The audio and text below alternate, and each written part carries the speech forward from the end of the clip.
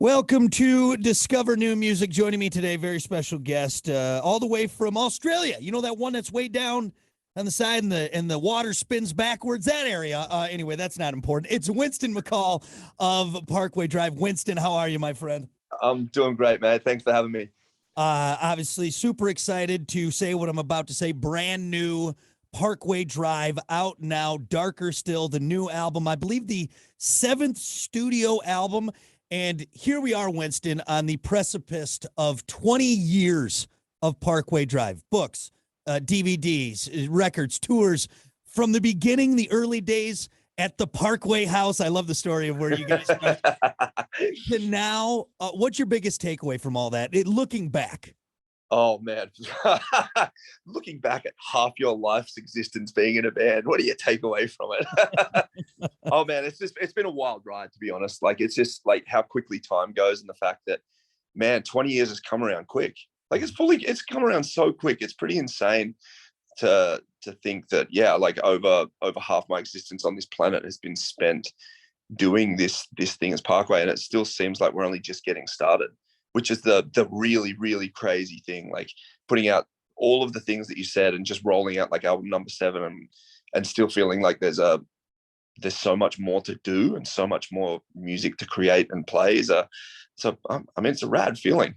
It's a pretty rad feeling, to be honest, because I didn't think we ever would record a album, let alone 20 years worth of music. And you know what's crazy too, and bring that up as we kind of take this walk down memory lane, it's been pretty much the same lineup with you and Jeff and Luke and Ben for these last 20 years. What is the key to that? Because most bands can't even come close to keeping it together for that long. It's interesting because like the key to it was basically just relentless drive. And like we were all close growing up. We all went to high school together. We've known each other forever. And we were all like, I mean, when you grow up thinking you're going to have nothing in your life and you're presented with the opportunity to do something you enjoy and travel around the world, like you kind of hold on to that as hard as you can. I mean, that same drive has led us definitely into some very bad communication issues that we've only just figured out. But that's been the thing that's kept us together. Like it's a pretty nuts experience for anyone who's ever in a band, especially a touring band, would know. Like it's a crazy way to live. It's a crazy way to see the world. And more often than not, the only people that kind of you connect with are the people that are in the van next to you. And like you either love them or hate them. And we really do care about each other. And that's been the thing that's kind of kept us together, because at the end of the day, like when we started this, we came from a bum town with like the highest unemployment rate in our country and no chance of a career or a job or anything like that. And all of a sudden someone's like, yo, you can go to the other side of the world and play music. You might not be able to make money off it, but you can do it. And you're like, hey, at least I'm going to see that place over there. And then 20 years later, we have got a career out of it, which is nuts. So yeah, it's definitely kept us, like survival has been something that's tied us together. Well, being from Australia, you guys know about survival because everything wants to kill you in Australia. All right. Everything. Yeah. Dude, I got stories, man. I got stories. Well, you mentioned something that I want to touch on in just a second, about, still new things to do with the band. But in my research for this interview, I came across a photo that was posted on Twitter, the first band photo in front of that Parkway House where you guys got your name from 2003. Do you know what photo I'm talking about? 100% know what it is. Oh my God. It's so 2003, Winston. Yeah. The hair and the necklace. And the Dickies. Oh my God. Yeah. The police hair. Yeah, dude, that's iconic, that photo. Yeah. That house is still there. Like it's Ben's parents' house, and he's still there. Like I'm pretty sure he jammed like out all this stuff for this tour at that house. So it still exists. The street sign doesn't exist. That's stolen a million times over, but the house is still.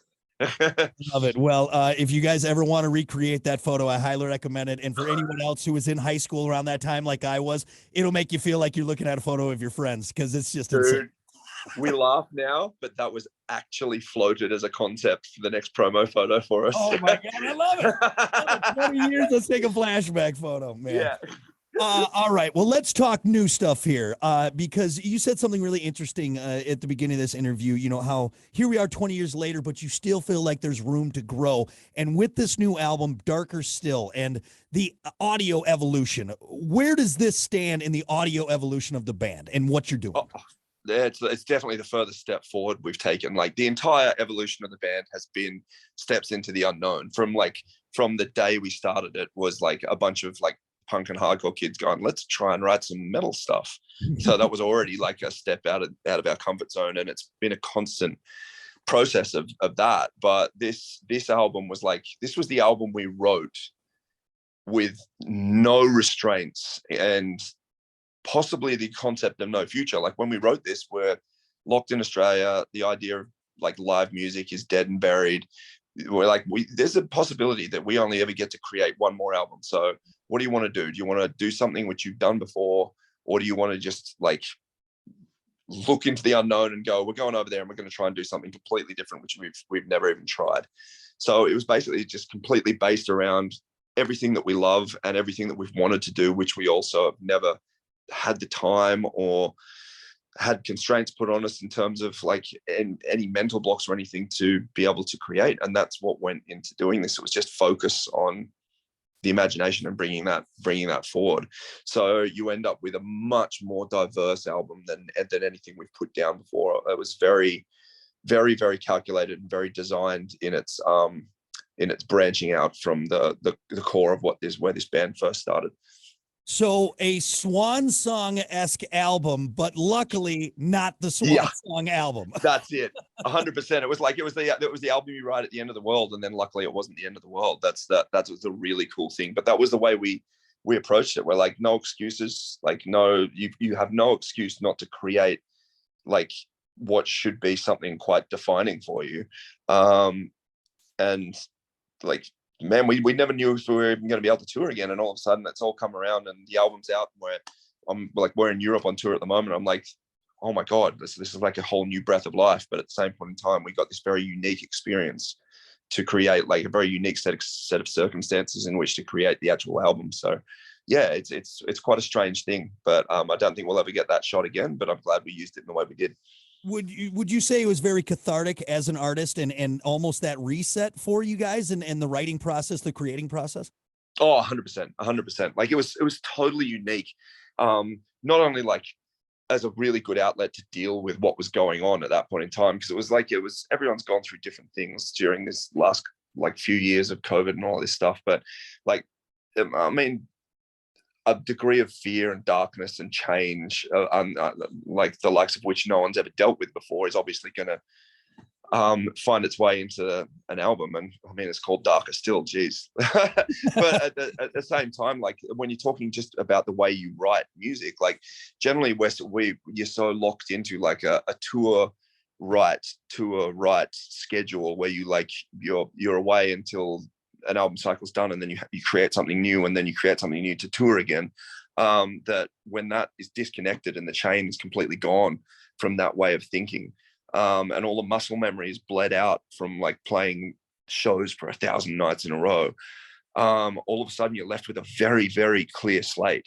And you couple that with everything else that's going on, and it really is like, it comes down to the imagination and the emotion connecting together, which is like, I really can't imagine another situation we'll ever have something like this happen to us. So yeah, very unique circumstances. And I think it created a unique record for us. I really don't think like had this not happened and we just wrote album number 7, it would not sound the same as this record sounds. I love it, man. Well, if that doesn't get you excited to pick up the record, I don't know what. Again, Darker Still, the latest album from Parkway Drive, a new sound, a new direction, creatively, what we're going to see with the band. Do you maybe have a favorite track on the album, one that really speaks to you? I know that's kind of a hard question. No, you know what? The one anyway. It's interesting though. The one that I'm most proud of is the one that I don't think anyone suspected we could make, which is literally the title track, which is a ballad. So like it's like a 7-minute like ballad, which involves like basically no aggressive vocals on my behalf, like 3 guitar solos. Like it's closer to like Guns N' Roses and Metallica than it is to Hatebreed, which is nuts. But like for us, like that was a very big thing to drag those classic influences that we've all had as people through our musical journey into the Parkway Drive sphere and create our version of that. Because for me, I'm like, well, this is a true statement of how far we've managed to journey from like those first original roots to where we currently are. So yeah, that holds a big place in my heart. I love all the songs on the album, to be honest. Like it is one of those things where you're like, I just love them all. I don't have a favorite, but to be honest, I'm most proud of that one. So now, are we going to see like a super long music video, Axl Rose-esque, where you're swimming with dolphins and doing? I love that you went for the swimming with dolphins rather than Slash like walking out of the church. No, so I see you, but since you're Australia, so maybe sharks. We'll get you in there. You'll jump off a big boat and swim with sharks. I love it. I'm fully down for that. But that Slash reference was completely it. Like when it finally hits the middle section of that song and Jeff like starts wailing, I was like, when he wrote that, I'm like, this is the section where you have to walk out of the church like Slash and play in the desert somewhere. That's what this has to evoke. It can be nothing less. So yeah, if that involves me swimming with sharks and dolphins, I'm fully down for that. Axel me up. Shirtless, of course, at some point. We'll make it. Yeah. I love it.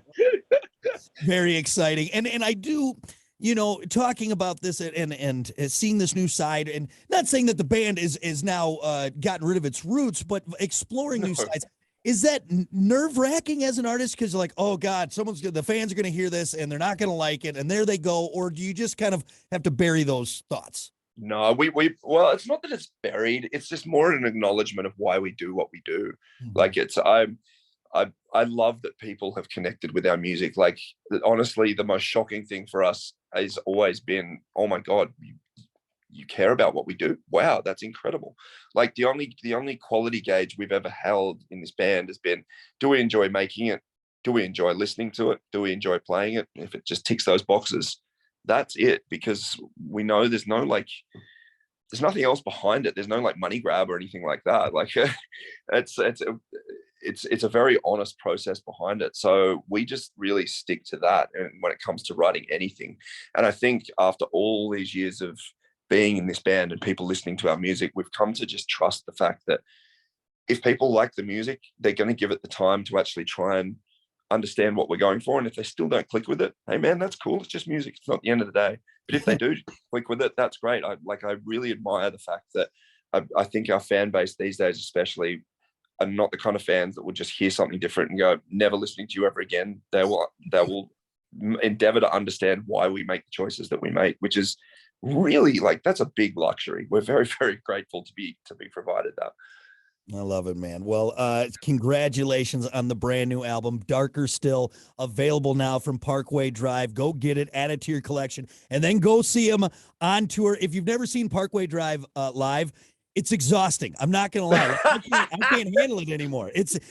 I'm good for a few songs, then I got to get back with my beer, and all right, good. I need a breather because it's intense. It is intense. Yeah, it is. It is. Yeah, I'm only getting reminded of that now. This is our first tour back after COVID, and I'm looking out at the crowd, and I'm like, oh my God, what am I putting you guys through? Like, I'm really glad there's seating options at the shows these days. But yeah. Well, especially for the people that have been with you since 2003, man. They're getting That's up it. Yeah. You get reserved seating if you've been here longer than 10 years. That's right. There's a breather section. You'll be fine. Yeah. No, it's great. And congrats, guys. 20 years and the brand new album. Go get it. Like we said, Darker Still from Parkway Drive. Love it and super excited to hear more. Well, before I let you go, I usually do a rapid fire, but since you're from Australia, I got to take advantage of that. I got to milk that for all it's worth. So yes, I want to do Australian slang with Winston McCall. Can we do that? Of course we can. What do you want? All right. So I'm going to give you the slang and you're going to give us the American version of what it right. what Okay. it is. Okay. Yeah. All right. So let's start simple. Barbie. Oh, grill, cookout. Yeah, let's just go with either one of those. A grill or a cookout. Like it's a barbecue, but I think you guys, I mean, it's probably a slightly messier barbecue in Australia. And of course we all know. Do you never want to hear put another shrimp on the Barbie ever again? It's a prawn. It's a bloody prawn. Like, I don't know where the word shrimp came from, but I've never heard any. Like, a shrimp is someone who's very, very short in Australia. Oh, okay. So You're a bloody shrimp. put another prawn on the Barbie. That's Yeah, there you go. Yep, that's it. The correct look, term. We got 2 on there. That's great. Okay, this one I really like, Akadaka.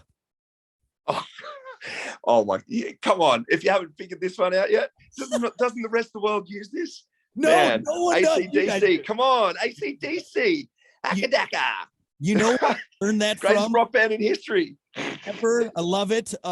You know where I learned that from is from a movie called Thunderstruck that was filmed in Australia about a group of guys in a band that travel to see Bon Scott's grave. And they said Akadak. And I'm like, what are they talking about? And then I learned. Yeah. Yeah, there you go.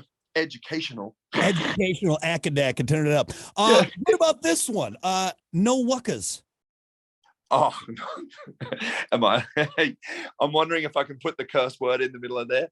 No, sure, go for it. No worries. Yeah, there you go. It's supposed to be no fucking worries, but yeah. And if it's Australian and it doesn't have that in the middle, then most Australian sentences and most Australian slang has a curse word thrown in there at some point. It sounds less cursish because you have the Australian accent that goes with it. But yeah, no worries, no wuckers, mate. I love it. It just sounds right. It's fun when you say it. What about a dunny? What's a dunny? Dunny. The dunny is the toilet, the thunderbox. Yeah, got to go to the dunny. Chuck a piss. I think Thunderbox is probably more. I think that's my favorite one right there. Thunderbox is great. Like that's proper real Australian slang. Like dunny is just everyday Australian talk. Yeah. Thunderbox is proper slang. Well, now if I ever go, I'm gonna feel like a local when I say, "Hey, where's your 100%. Thunderbox?" I gotta do my business. What's the Thunderbox? All right, last one, because I didn't believe this was a real thing. So you're gonna confirm nor deny it. Budgie smugglers. 100% real. 100% real. Budgie smugglers. What would be the American term? Speedos. Yeah. Speedos. Yeah. So they're also known in Australia as dick stickers, budgie smugglers. Budgie smugglers mainly because it looks like you got like a budgie like tucked down the front of your pants, down the front of these Speedos. So yeah. I love your language. It's a beautiful language, and you know what? I think I'm just gonna have you like read to me at night. That's all I want. That's all I want. Sophistication is the key of our country. All right. Well, there you go. Australian slang with Winston McCall of Parkway Drive. Thank you so much for humoring me. And again, congratulations, my friend. Darker Still, the latest album out now. Thank you. On tour. And congrats, guys, on 20 years. It's awesome, man. Oh, my pleasure. Thank you. That was the greatest section I've ever done. Stoked. Good. I'm glad. I'm going to set that bar high for everyone else. So. Yeah. Trust me, for real. Right. Thanks again, man. I appreciate it. Thank you. Awesome. Have a good one. You too.